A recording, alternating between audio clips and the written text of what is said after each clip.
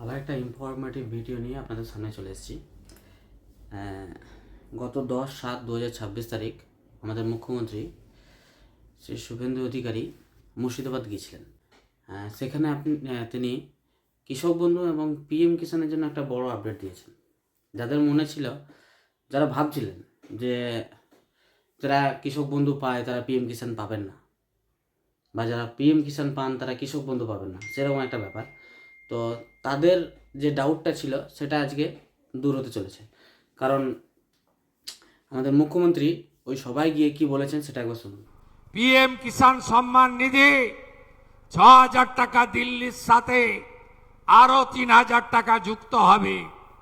কৃষক বন্ধু verification ৩০ July complete হলে আপনারাও কৃষক বন্ধুতে টাকা পাবেন।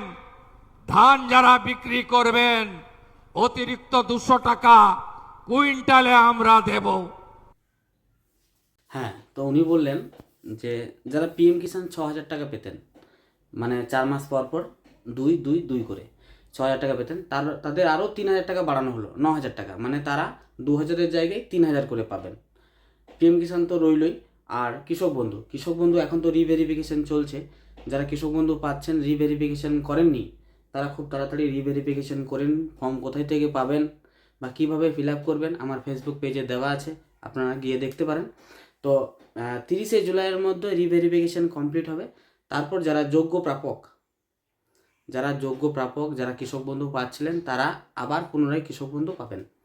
তাই কোনো প্যানিক করে লাভ নেই, কোনো ভয় করে লাভ নেই যে আমি পিএম কিষাণ পাচ্ছি কৃষক বন্ধু পাবো না, বা কৃষক বন্ধু পাচ্ছি পিএম কিষাণ পাবো না, সেরকম কোনো ব্যাপার নেই। আগেই মুখ্যমন্ত্রী বলেছেন যে চলতি যতগুলো প্রকল্প আছে সবগুলোই চালু থাকবে, সবগুলোতেই সবাই টাকা পাবে। তাই কোনো টেনশন নেই, নির্ভয়ে রিভেরিফিকেশন ফর্ম ফিল আপ করুন।